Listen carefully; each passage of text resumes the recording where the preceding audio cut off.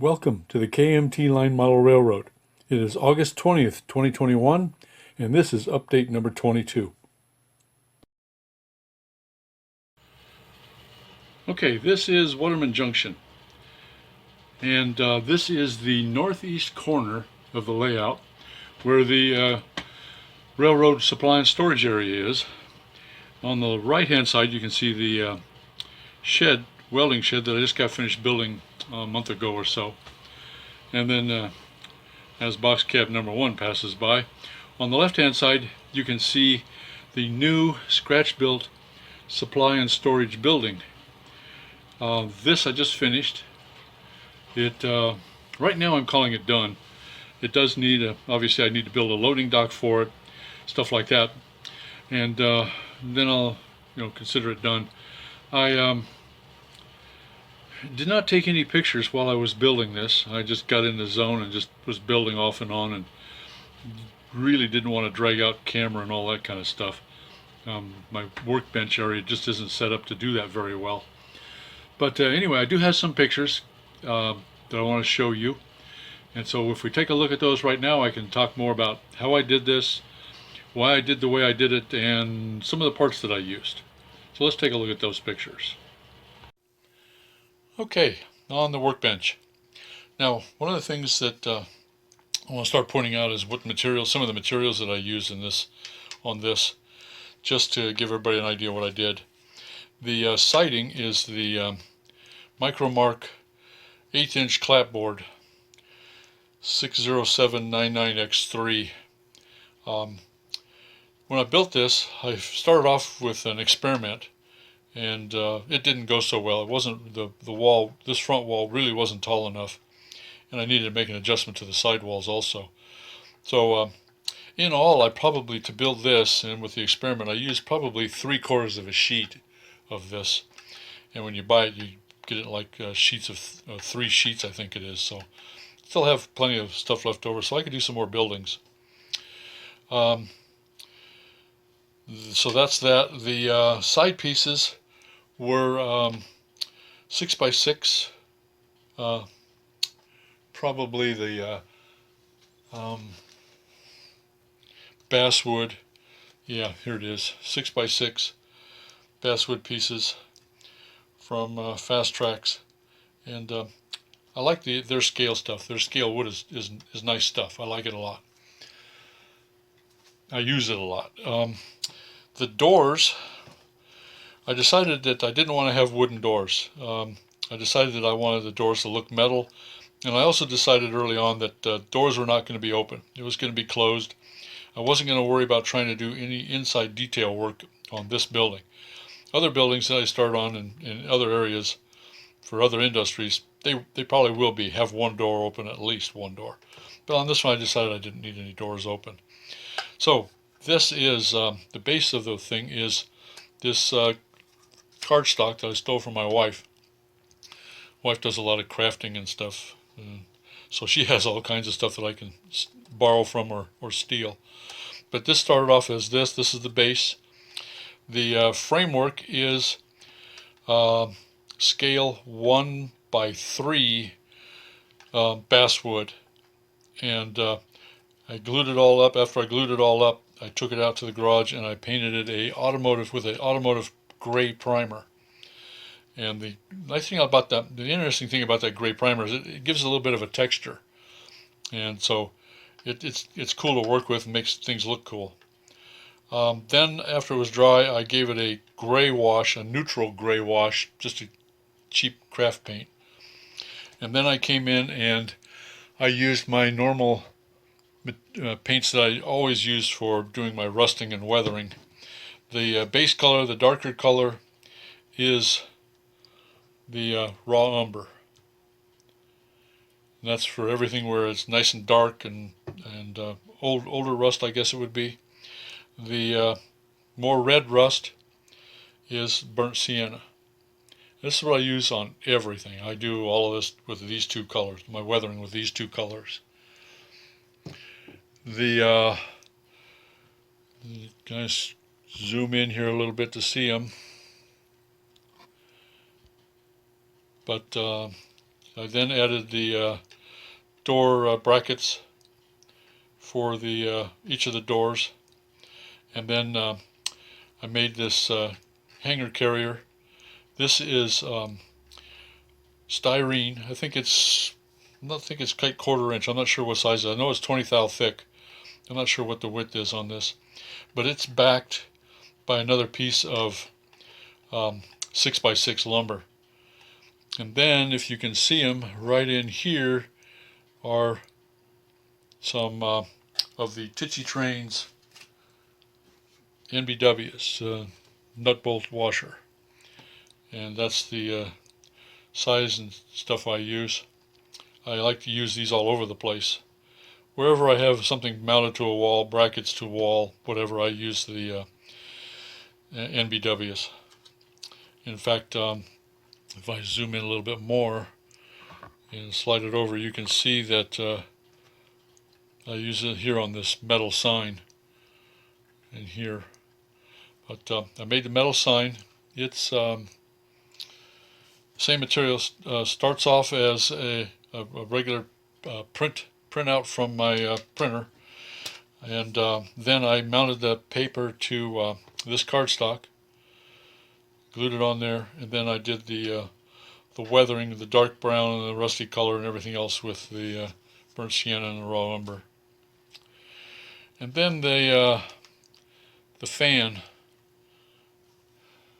think my lampshade is getting in the way, but the fan is it starts out as a kit of stuff from Blair Lines.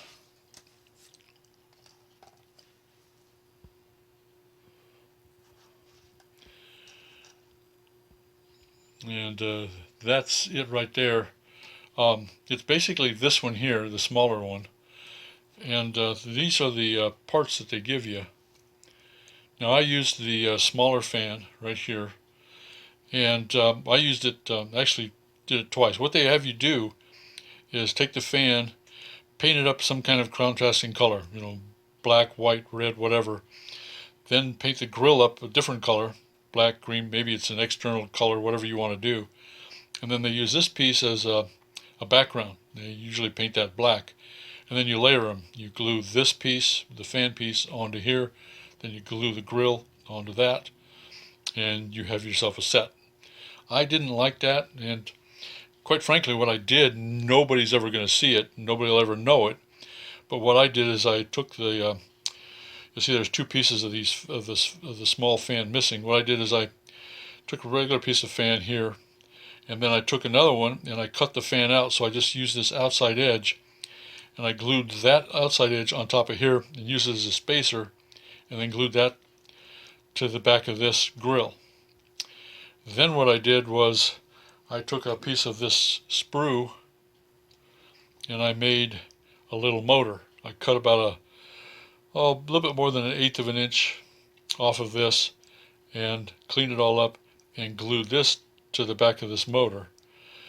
And then I took some bronze phosphor wire, 2 pieces, and made an X behind it and glued that to there, and made a cowling. And again, nobody will ever see it, nobody will ever know it, just me. Thought I wanted to do it, give it a try, see what happened. I think I have a picture that I'll show in a little bit of that, and maybe it shows up. I'm not sure how well it is. Okay, the lamp. The lamp is actually a piece of jewelry. My wife is a jewelry maker also, crafter, jewelry maker, and it is actually part of a beading thing that you would have a bead right here and pass a wire through it, and it cups a bead. And then I got another little bead here. I glued them together and then painted them a flat black. Then did my rusting and tried to do it, do a wash on it and everything else to make it look weathered.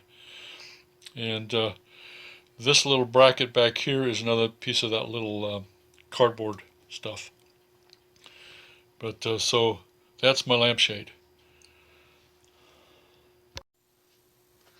Okay, the last thing I want to talk about is the roof.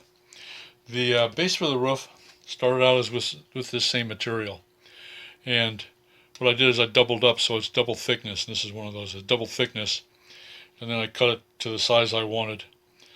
And then I got some craft paper. And this is just plain old black craft paper. Not very thick, but thick enough. And I painted it the automotive gray primer. And then I painted it, when that was dry, I painted it with a flat black. And that was my roll. Then I cut it into these strips. And then what I did is, just before I glued it down, each of the pieces down, I took and put it on the side of the bench, and I ran a piece of, I think it's 180 or 220 grit paper over the edge here to knock it down, give it an irregular shape, and give it that gray line. If I do it enough, sometimes you can see a black line under here also, but can't on this model. I didn't do it enough here. These windows, I wanted to do skylights. I wanted to do something different. Since this is a shed or a workplace, there wasn't going to be too many chimneys coming out of here. I could have had a vent fan or whatever, but I didn't. It didn't really going to jive well. So I decided I was going to do some couple of skylights. These windows are from an old roundhouse kit that got destroyed when I first had my layout in the early 80s, and early 80s, pardon me. And so I saved the windows and a few other things, and so I decided to use those windows on here. The glass is actually the glue. It's actually this glue, and it's Tester's Clear Part Cement and Window Maker. And the reason I like that is because it really doesn't make perfectly clear. It doesn't make perfect windows. If you're kind of sloppy with it, not too neat and stuff, there's little imperfections in the windows, and you can see them. That's not broken. That's just an imperfection. And so it got that old glass look, and that's what I wanted. So after I glued those on, put the siding, the roofing material on, I went and used chalks this time, and I used a dark brown and a reddish color or an orangish color to do all the chalking. There's also some gray in here, and maybe a little bit of white. And then I ran the sandpaper down a little bit more just to rough it up and do the roof. So that's the roof. Okay, so that's really all I've got for what I did and the materials I used for this thing. Now what I want to do is I'll go and start showing you a few of the pictures that I took. Hopefully they show things a little bit better, some of the detail a little bit better. And I may even do a little voiceover talking about different things. But so let's move on to pictures.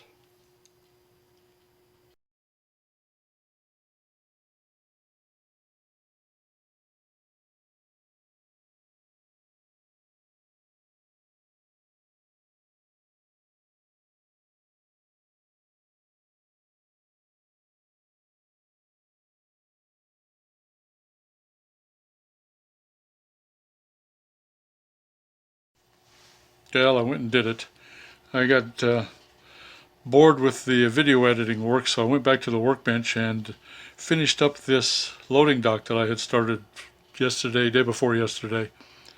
And I got it all stained, scuffed, weathered, and then I made a little transfer ramp that goes between the dock and the flat car. So it still needs a little bit of weathering. But so right now it's done. The supply and storage building, it's complete, still needs detail work, but so does most of this stuff. And that'll come at a later time. So this was update number 22. I want to thank everybody that's been watching, anybody that's been subscribing, everybody that's been liking, and especially the people that have been commenting. I love the comments. I need the comments. Thank you very much. So anyway, that's it for this one. I guess this is goodbye, and I will catch you on the next update.